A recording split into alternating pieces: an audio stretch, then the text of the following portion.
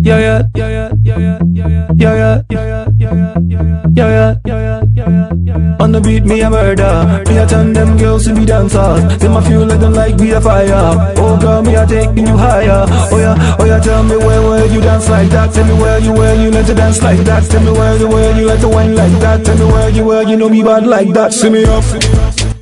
My name is OJB Jezreel. I'm a music producer, artist, and executive producer too.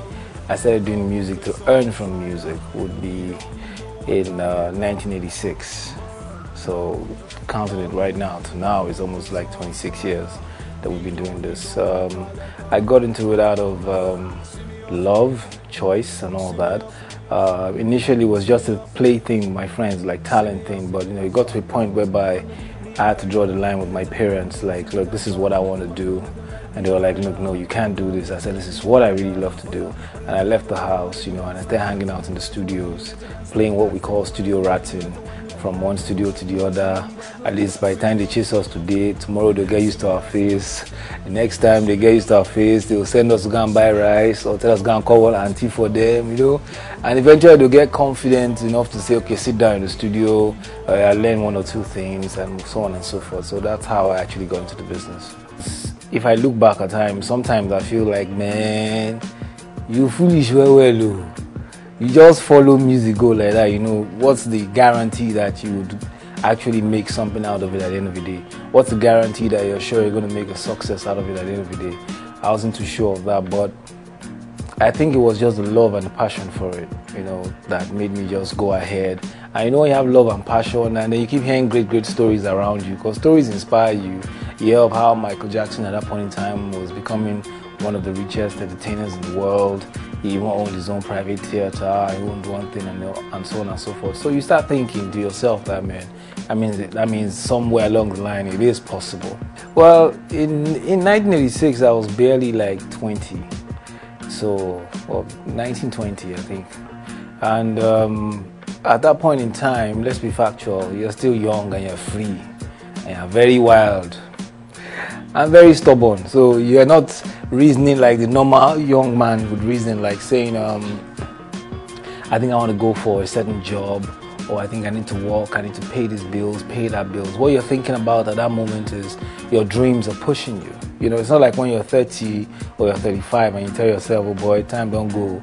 So this one is like a case of, that was the driving force. So no matter whatever came my way then, I felt like, look, I could go through it, I could pass through it. There was kind of time on my side in a way, And like I said, overall, what was the real driving force itself was the love for it, If not for that, I think I'd have given it up since, because the challenges were heavy. When it took me took me almost 15 years before I actually made something you could say, oh, this is money, And I know friends that in those 15 years had given up, went back. People that went back to school, dusted their certificates, decided to go back to university, are now bankers, and now whatever. I know many of them that decided to, So it's as I say, it was the love, that was the driving force itself. The African Queen thing, it was, I think everything has to fall into place when you say destiny has a way of controlling things. We first met in Enugu at a show, and he said he liked the style, the way I put reggae to pop and pop to reggae and all that. And he said that's the style he's trying to do. And I felt, and I said to him, I said, this style is something I believe strongly that it's going to be very good for your voice. That I know what you're doing with the Plantation Boys thing is more or less like the R&B feel. As at that point in time, it's okay, but I think that this would really work for you. And he was a lover of it. So most times when I'm recording in some studio, he likes being there to be in the session. At one point in time, he actually wanted to learn production under me. So that chemistry was already there. We didn't even know that years will pass, and then the next thing, okay, he wants to go solo. At that point in time, Kenny's Music, they were more or less like my business partners then, and they were like, okay, we have this project we're trying to take on. I think we should all join hands and work on the project together as partners. And I was like, okay, what project is that? And he said it was that it's something they're keeping on the offing, they don't want anybody to know. And I said, oh, what's it now? If I'm a partner, I must know who it is. And he said it was Two-Face. And I was like, okay. So it's like, I think it's Destiny that played his own role in the whole of that issue. So it's the same way it transferred to the song too. Because the song was the least song we even wanted to record. It wasn't the song we're planning to record in the studio. He didn't want to record it. He wanted the song to be recorded by him, Blackface and Face. He wanted them to do it to feature on his album. But of course, the atmosphere was tense then. The atmosphere was tight. Everybody was angry. Why did you do Plantation Boys? So I guess, but me, maybe for some, I know that was greed. God forgive me, whatever it was. I just kept recording, and at the end of the day, see what has happened to the song, and it's still, the greatest of this age. No, I would really classify myself as a producer. The point is, the problem we have in Nigeria most of the time is that when you try to express or explore your options or explore your talents, your horizon, and to see how far you can widen it, people react in different ways. They feel, why should you do that? That you should just stay in that one box. That one box is where you should stay. We know you as a producer now, why are you acting? Why is he directing? What's going on? But no, what's wrong if you try to explore those things? That's the thing. So we'll just keep it in a humble manner because it brings a lot of food to the table. So let's just remain as producers if that's what will make them keep giving us money. No. That people releasing albums on a yearly basis, I'm amazed, because if you check out the way things are really, especially in a country like this right now, I think if you're dropping singles, it pays you more.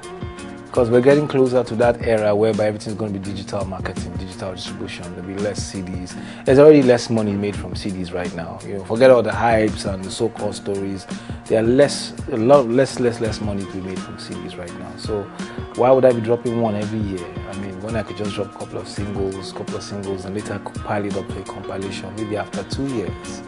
So it makes a lot of sense, But I put more energy into producing because I think that's where, my forte, that's where I think I shine more. To be candid, Nigeria is, let me say in the words of someone I spoke with in the US recently, he said something. He said, Nigeria is going to be, the next mecca for entertainment as far as music is concerned. And, although he pushed it a little bit far, where my own faith reach is different. My faith is like, Nigeria is going to be the next mecca, amen. But he now said, Nigerian artists will start signing on Akon and the rest of them. I said, I couldn't say amen because my faith, my faith can't reach that area, but let me just say, but in realness, 2-3 years from now, if we keep on at the race at which we're going, it's obvious that we're going to be the next sound for the world. They've tried reggae from Jamaicans, they've tried the ones from the Latinos, part reggaeton and the rest of them. They've tried all those samples now because America really is the real mecca for music right now. But they've tried the Europe pop thing, and the next thing now is Africa.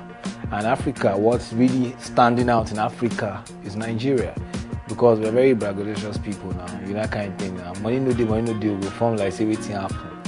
So I guess that's what works for us. It works in our music and everything. The sound is louder than even the people when you see them. So I guess I see it moving real far.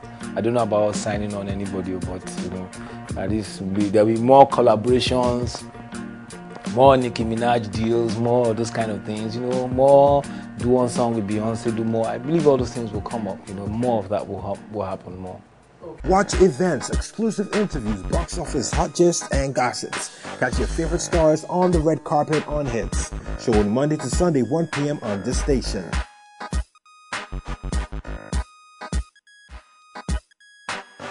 Hitz, Spectrum of Entertainment.